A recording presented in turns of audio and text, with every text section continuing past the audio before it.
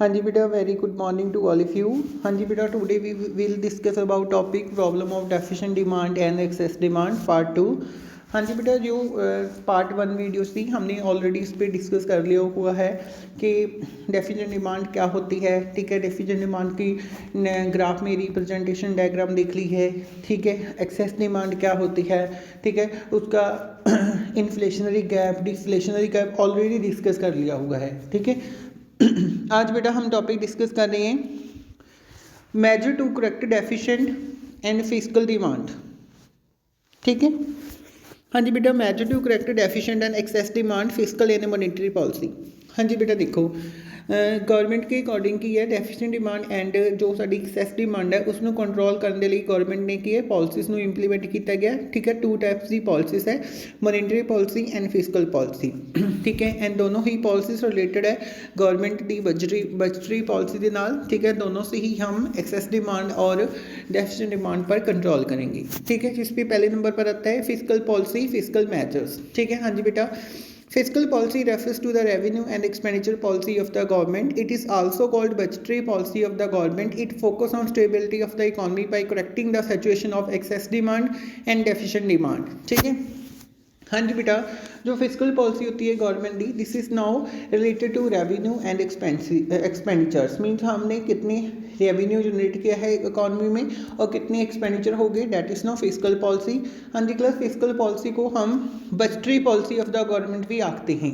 ठीक है, सो इसलिए कहने हैं क्योंकि we will discuss about in this policy revenue and expenditure of the government. ठीक है, हाँ जी बेटा, देखो when physical policy use to correct the situation of excess demand and deficient demand, then also cover 2 objectives। ठीक है, तो ਅਸੀਂ ਕੀ ਇਸ ਦੇ ਨਾਲ 2 objectives ਨੂੰ ਹੋਰ ਵੀ कवर करते हैं। ठीक है, फर्स्ट इज नाउ पहले नंबर पर है ग्रोथ ऑफ द इकोनॉमी।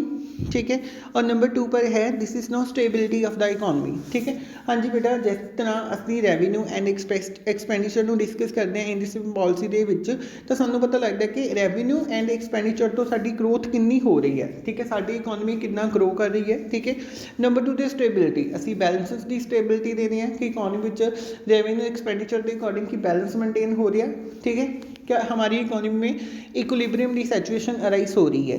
ठीक है, ओके, हाँ जी बेटा, logic behind excess demand and deficient demand के अकॉर्डिंग हम डिस्कस करते हैं कि फिजिकल पॉलिसी कैसे कंट्रोल कर सकती है। ठीक है, हाँ जी बेटा, देखो केस नंबर 1 की बात करते हैं एक्सेस डिमांड की। ठीक है, अब देखो बेटा, एक अगर हम एक्सेस डिमांड की बात करते हैं, इकोनॉमी में एक्सेस डिमांड है। एक्सेस डिमांड का मीनिंग क्या होता है कि जो इकोनॉमी में पीपल है उसके पास उसको वो गुड्स की डिमांड बहुत कर रही है। ठीक है, अब देखो बेटा, वो गुड्स की डिमांड कब करेंगे, जब उसके पॉकेट में बहुत ज़्यादा पैसा होगा, मीन्स उसके पास मॉनेटरी फंड बहुत ज़्यादा है, तो गवर्नमेंट क्या करेगी, वो फिजिकल पॉलिसी को इस तरह से फ्रेम करेगी कि पीपल के पास जो भी पैसा है वो उस पैसे को कम खर्च करें। ठीक है, मतलब पीपल्स की जो day by day demand increase हो रही है गुड्स की, उसको कंट्रोल करने लिए वो पॉलिसी को ऐसे सेट करेगी कि लोग पीपल क्या करेंगे, जो उसके पास मनी सप्लाई है उसको कंज्यूम करना कम कर देंगे। ठीक है, एक्सपेंड करना कम कर देंगे। अब नंबर 2 बेटा, केसेस में क्या है, डेफिशिएंट डिमांड। ठीक है, अब देखो डेफिशिएंट डिमांड में क्या होगा, डेफिशिएंट डिमांड में क्या होगा बेटा, this is now deficient demand में क्या होगा, जैसे पीपल, डेफिशिएंट डिमांड का मीनिंग क्या होता है कि जो पीपल होते हैं, ठीक है, अब उसके पास पैसा पहले ही कम होगा। ठीक है, उसकी पॉकेट में बहुत ज़्यादा पैसा नहीं होगा। ठीक है, मतलब अब गवर्नमेंट इस तरह पॉलिसी इंप्लीमेंट करेगी कि वो जो भी उसके पास पैसा है उस पैसे को वो इस तरह से एक्सपेंड करें मार्केट में कि वो मार्केट में उसका बैलेंस बना के रख सके, इक्विलिब्रियम कंडीशन बना के रख सके। ठीक है,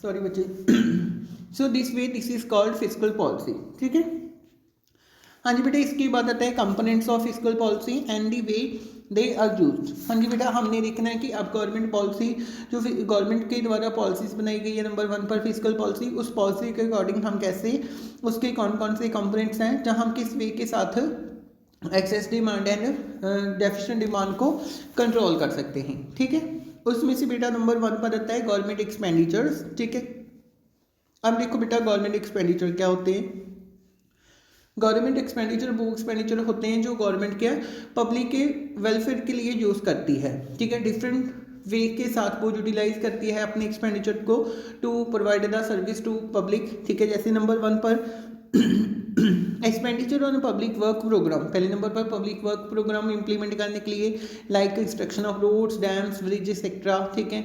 expenditure on education and public welfare programmes हो गए, एजुकेशन ऊपर इन्वेस्ट करना, पब्लिक वेलफेयर प्रोग्राम्स के ऊपर इन्वेस्ट करना। Expenditure on the defence of the country and the maintenance of law and order, ठीक है, वही हो गया कि इक्विलिब्रियम की सिचुएशन बना के रखना, ठीक है। Expenditure on various types of subsidies to the producer with a view to encourage production, इसके अलावा क्या है वो जो प्रोड्यूसर है उनको वेरियस टाइप की सब्सिडीज प्रोवाइड करके देता है ताकि वो इकोनॉमी में अपनी प्रोडक्शन को और इंक्रीज कर सके, ठीक है। So this way government utilise the various expenditure to provide the service of public, ठीक है। अब देखो बेटा हमने कंट्रोल कैसे करना है, ठीक है। नंबर 1 केस, ठीक है, एक्सेस डिमांड, ठीक है। हाँ जी बेटा, एक्सेस डिमांड में क्या होगा, हमको पता है कि उस टाइम पब्लिक के पास ऑलरेडी पैसा बहुत ज़्यादा है, ठीक है, पब्लिक के पास पैसा बहुत ज़्यादा है, ठीक है। वो ज़्यादा मनी सप्लाई होने के कारण गुड्स की सप्लाई डे बाई डे बहुत कर रही हैं, ठीक है। अब देखो गवर्नमेंट क्या करती है, एक्सपेंडिचर तब करती है जब पीपल्स को उसकी नीड होती है, मीन्स वो एक्सपेंडिचर करेगी रोड्स पर, ब्रिज पर, डैम्स पर एक्सेट्रा, ठीक है, to provide the various service to public, ठीक है। अब जहाँ पर देखो एक्स डिमांड पर वो कैसे कंट्रोल करेगी, अब देखो पीपल के पास पहले ही बहुत ज़्यादा ऑलरेडी पैसा है तो गवर्नमेंट को एक्सपेंडिचर करने की लोड ही नहीं है, तो गवर्नमेंट क्या करेगी, अपने एक्सपेंडिचर को रिड्यूस करेगी, ठीक है। देखो बेटा अगर गवर्नमेंट एक्सपेंडिचर करती है, ठीक है, मान लो गवर्नमेंट एक्सपेंडिचर इंक्रीज करती है तो क्या होता है कि पीपल को एम्प्लॉयमेंट मिलती है, मींस गवर्नमेंट कहाँ पर इन्वेस्ट करेगी, जैसे एजुकेशन सेक्टर हो गया, हॉस्पिटल्स हो गए, डैम्स हो गए, रोड्स हो गए, तो देखो जब वो इन्वेस्ट करेगी तो जो पीपल हैं उनको एम्प्लॉयमेंट मिलेगी, एम्प्लॉयमेंट मिलेगी तो उसकी सैलरी आएगी, सैलरी आएगी तो पीपल का इनकम और मनी सप्लाई फिर से इंक्रीज हो जाएगा। तो अब गवर्नमेंट क्या करेगी, वो अपनी गवर्नमेंट एक्सपेंडिचर को रिड्यूस कर देगी, ठीक है। अब देखो वो गवर्नमेंट की सर्विस के लिए पैसे नहीं खर्च कर रही, गवर्नमेंट को कोई सर्विस, पब्लिक को कोई सर्विस ही नहीं दे रही, तो पब्लिक क्या करेगी, जो उसके पास पहले ही बहुत ज़्यादा पैसा है अब वो उस पैसे को अपने अकॉर्डिंग यूटिलाइज करेगी कि अब उसके पास वो पैसा खत्म ना हो जाए क्योंकि गवर्नमेंट को किसी जगह पर एक्सपेंड ही नहीं कर रही, ठीक है। अब number 2 in the case of deficient demand, ठीक है। अब डेफिशिएंट डिमांड उसके उल्ट हो गया, अब गवर्नमेंट क्या करेगी, एक्सपेंडिचर इंक्रीज कर देगी डिफरेंट प्रोजेक्ट पर, वही डैम्स, रोड्स, एजुकेशन, स्कूल, तो जब पब्लिक वहाँ पर एम्प्लॉयमेंट करेगी और पब्लिक को पैसा मिलेगा, ठीक है, तो जिसमें हम जो डेफिशिएंट डिमांड है उससे रिड्यूस कर सकते हैं, ठीक है बेटा। उसकी बाद है टैक्सेस, टैक्सेस क्या होते हैं, this is very compulsory payment made to government by the household sector the public, ठीक है। हाँ जी बेटा, इसमें देखो number first case excess demand, ठीक है। हम देखो एक्सेस डिमांड में गए, ऑलरेडी पीपल के पास पैसा बहुत ज़्यादा है, ठीक है। अब क्या होगा कि गवर्नमेंट क्या करेगी, फिस्कल पॉलिसी को इस तरह से इम्प्लीमेंट करेगी कि टैक्सेस को बहुत ज़्यादा इंक्रीज कर देगी, ठीक है। जब टैक्सेस बहुत ज़्यादा हो जाएंगे तो जी पब्लिक के पास इनकम है वो टैक्सेस के थ्रू गवर्नमेंट के पास आएगी, जिसके अकॉर्डिंग क्या है पब्लिक गुड्स को बाई करना कम कर देगी, मतलब गुड्स की डिमांड नहीं करेगी। जब टैक्सेस ही बहुत लग गया तो ऑटोमेटिकली है कि हम कंट्रोल कर सकते हैं एक्सेस डिमांड के ऊपर। हम in the case of deficiency demand बेटा बिल्कुल उल्टा है उसकी, अब गवर्नमेंट टैक्सेस को रिड्यूस कर देगी, जब लो टैक्सेस को गवर्नमेंट रिड्यूस करेगी क्यों पीपल के पास पैसा सेफ होगा, तो इसमें कंट्रोल द डेफिशिएंट डिमांड। इसके बाद बेटा next point public borrowing and public debt, ठीक है। अब जिस पे देखो in the case of excess demand, ठीक है। देखो बेटा पहला पब्लिक बोरिंग और पब्लिक डेट में क्या होता है, जैसे एक गवर्नमेंट है, ठीक है, गवर्नमेंट क्या करती है, पब्लिक तो बोरिंग लेती है, बोरिंग करती है थ्रू द बैंक या through the post office saving, ठीक है। अब देखो in the excess demand case में अब गवर्नमेंट क्या करेगी कि रेट ऑफ इंटरेस्ट लगाती है, जैसे ना पब्लिक बैंक में अपना पैसा डिपॉजिट करती है, ठीक है। अब उसको रेट ऑफ इंटरेस्ट लगता है, अगर ज़्यादा रेट ऑफ इंटरेस्ट लगता है तो ऑटोमेटिकली ये पैसा ज़्यादा होता है, ठीक है। देखो एक्सेस डिमांड में क्या करेगी पब्लिक, क्या गवर्नमेंट क्या करेगी, रेट ऑफ इंटरेस्ट को इस तरह से लगाएगी, इस तरह से इंक्रीज करेगी या लगा देगी, अट्रैक्टिव रेट ऑफ इंटरेस्ट लगा देगी ताकि जो पब्लिक है वो गवर्नमेंट से पैसे की डिमांड करें, ठीक है, मतलब कि बोरिंग करें, तो सो दिस वे पब्लिक का खर्च मतलब पब्लिक का पैसा तो रिड्यूस हो जाएगा, बट अब गवर्नमेंट क्या करेगी, ज़्यादा से ज़्यादा पब्लिक को बोरिंग देगी। अगर गवर्नमेंट पब्लिक गवर्नमेंट को बोरिंग देगी, अगर पब्लिक गवर्नमेंट को बोरिंग देगी तो क्या हो जाएगा कि पीपल के पास पैसा कम होगा, वो डिमांड कम करना शुरू कर देंगे। ठीक है, so this is way control to excess demand. ठीक है, अब बेटा सेकंड रीजन डेफिशिएंट डिमांड, बिल्कुल उसके उल्ट। अब वहाँ पर पब्लिक क्या करेगी, जो अपना रेट, गवर्नमेंट क्या करेगी, जो रेट ऑफ इंटरेस्ट है उसे बिल्कुल रिड्यूस कर देगी। ठीक है, तो पब्लिक क्या अब बोरिंग्स नहीं देगी। ठीक है, सो दिस वे वो क्या करेगी, जो उसके पास ऑलरेडी थोड़ा मोटा पैसा है उसको मेंटेनेंस कर देगी। ठीक है बेटा, इसके बाद पॉइंट आता है बोरिंग फ्रॉम द आरबीआई। ठीक है, अब देखो बेटा गवर्नमेंट क्या करती है, आरबीआई से भी बोरिंग लेती है। ठीक है, मतलब कि वो तब लेती है जब गवर्नमेंट को पता चलता है कि अब उसकी पब्लिक के पास पैसा नहीं है, अब गवर्नमेंट को ही पब्लिक को पैसा मेंटेनेंस प्रोवाइड करना होगा। ठीक है, तो बेटा in the case of excess demand में क्या करेगी कि गवर्नमेंट आरबीआई तो बोरिंग कट लेना शुरू कर देगी। ठीक है, जो आरबीआई तो बोरिंग कट लोगी तो देखो गवर्नमेंट पब्लिक को पैसे ही नहीं देगी, तो पब्लिक के पास पैसा कैसे इंक्रीज होगा, सो this way reduce the excess demand. But deficient demand case में क्या होगा, अब गवर्नमेंट क्या करेगी, आरबीआई तो बहुत ज़्यादा बोरिंग लेना शुरू हो जाएगी क्योंकि उसने अपनी पब्लिक की हेल्प करनी है, तो दिस वे उनके पास पैसा जाएगा। ठीक है, so plus these are the first concept of fiscal policy measures. ठीक है, in the problem of deficient demand and excess demand. ठीक है, मेजर्स। ठीक है, और इसके बाद उसके कंपोनेंट्स हैं गवर्नमेंट एक्सपेंडिचर्स, ठीक है, taxes, public borings, public debt and last is now boring from RBI. ठीक है, अब बेटा हम सेकंड स्टेप शुरू कर रहे हैं, मॉनेटरी पॉलिसी। ठीक है, हम सेकंड क्या शुरू कर रहे हैं, मॉनेटरी पॉलिसी। हाँ जी बेटा, सबसे पहले मॉनेटरी पॉलिसी होता क्या है, monetary policy is a part of economic policy of the government. It influence supply of money, credit policy, rate of interest. In India it is formulated and executed bye the RBI. हाँ जी बेटा, जो monetary policy होता है एक main part है हमारी economic policy का। ठीक है, इकोनॉमी में जब मनी सप्लाई को कंट्रोल करने के लिए गवर्नमेंट क्या करती है, वही मैंने बताया कि टू टाइप्स की पॉलिसी को इम्प्लीमेंट करती है, monetary policy and fiscal policy. ठीक है, और इकोनॉमी में वो मेंटेनेंस रखने के लिए वो इन पॉलिसी में टाइम टू टाइम चेंजेस भी करती रहती है। ठीक है, अब देखो मॉनेटरी पॉलिसी क्या करती है, it influence supply of money. ठीक है, पहले नंबर पर क्या है कि मॉनेटरी पॉलिसी इस वे के साथ सेटअप करती है गवर्नमेंट की मनी सप्लाई को कंट्रोल किया जा सके।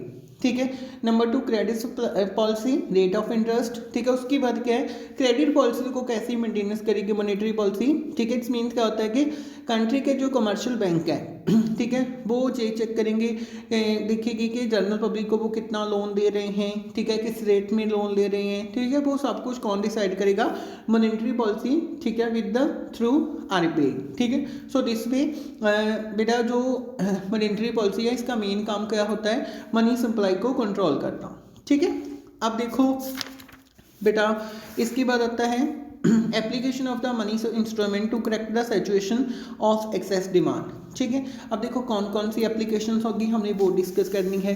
ठीक है, हाँ जी बेटा, उसमें सबसे पहला आता है नंबर 1 पर आता है bank rate and repo rate are raised by the RBI. ठीक है, अब देखो बेटा बैंक रेट क्या होता है, जहाँ रेपो रेट क्या होता है, rate at which RBI discount, ठीक है, डिस्काउंट और री discount the bill of commercial bills.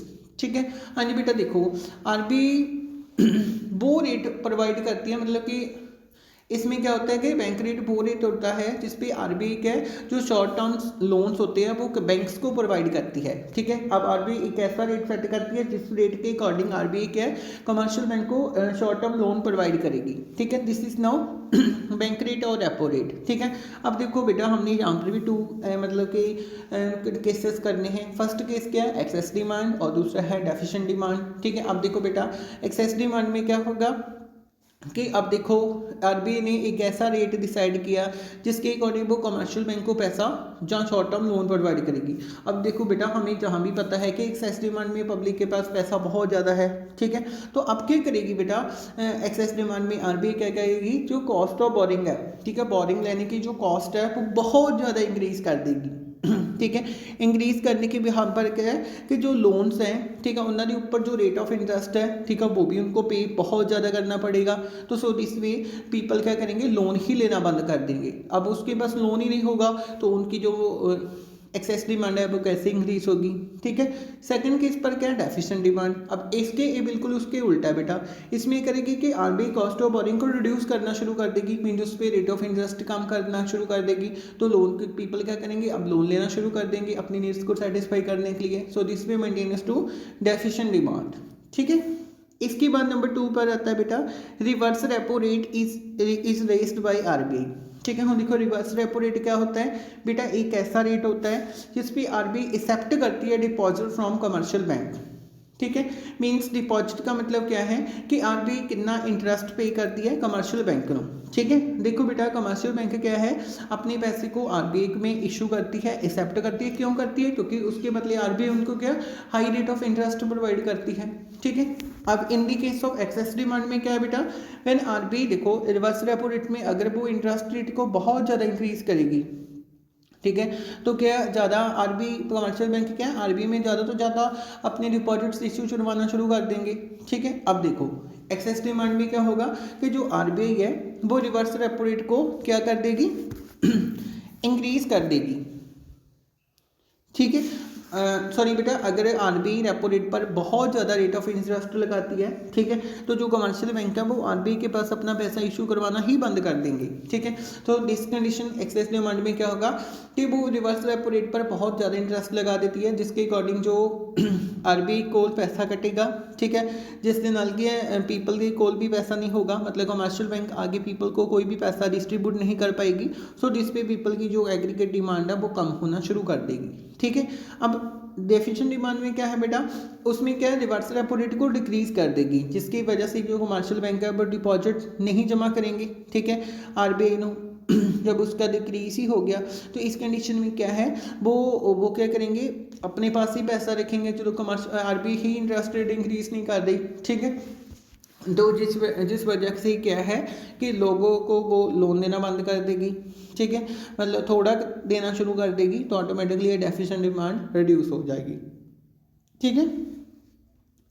इसके बाद बेटा pursuing the policy of the open market operations. हाँ जी बेटा, ओपन मार्केट ऑपरेशंस क्या होता है, this is now sale and purchase of securities in open market, ठीक है। अब बेटा in the case of excess demand में क्या होगा, इस विच की है गवर्नमेंट क्या करेगी, जो सिक्योरिटीज है ठीक है उसको मार्केट में सेल करना शुरू कर देगी। मार्केट में securities means shares and debentures bonds, ठीक है, इसको वो सेल करना शुरू कर देगी, जिसके कारण क्या है पीपल से बाइंग करेंगे, ठीक है। बाई करेंगे तो जो पैसा वो गवर्नमेंट के पास आएगा पीपल का, तो ऑटोमेटिकली पीपल के पास पैसा रिड्यूस होगा, तो वो डिमांड करना कम कर देंगे।